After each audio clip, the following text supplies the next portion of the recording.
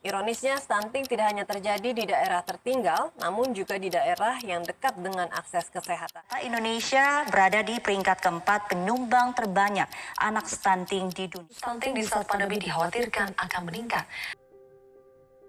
Stunting sudah bukan menjadi hal yang asing bagi setiap kita, termasuk kita sebagai kaum muda.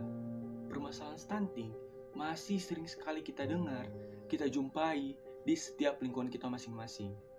Banyak sekali penyebab-penyebab yang terjadi sehingga mengakibatkan permasalahan stunting ini. Lantas, apa peran kita? Apa peran kita sebagai kaum muda? Dan bagaimana cara kita untuk dapat bersatu dan bersama dalam menurunkan permasalahan stunting ini? Salam Pramuka. Perkenalkan, nama saya Arnold Nadelam dari Kuartir Cabang Minasa Utara, Kuartir Daerah Sulawesi Utara. Berbicara mengenai stunting, memangnya stunting itu apa sih? Mungkin beberapa dari kita mendefinisikan bahwa stunting itu adalah kurang gizi kronis, kurang asupan gizi, tinggi badan lebih rendah dari biasanya, dan keterlambatan pertumbuhan. Ya, benar sekali.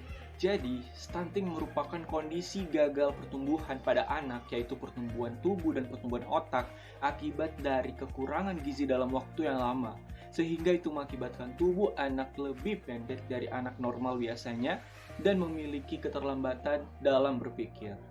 Ada beberapa penyebab yang menyebabkan permasalahan stunting ini bisa terjadi, antara lain rendahnya akses terhadap makanan yang bergizi, terjadi infeksi pada ibu, kehamilan remaja, dan gangguan mental pada ibu.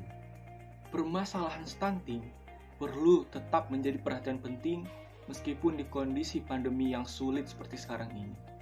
Sebagai seorang pramuka, kita dapat berpartisipasi dalam menurunkan permasalahan stunting ini, yaitu dengan cara kita bersama-sama mengedukasi setiap orang, baik pria maupun wanita, baik dari kalangan muda hingga orang dewasa, untuk mengetahui betapa pentingnya permasalahan stunting ini. Banyak sekali cara yang bisa kita lakukan dalam mengedukasi semua orang mengenai stunting. Kita bisa memanfaatkan platform media sosial dalam proses penyebaran informasi, di mana setiap anak pramuka pasti memiliki kreativitasnya masing-masing. Sehingga hal tersebut bisa kita manfaatkan dalam proses penyebaran informasi di media sosial.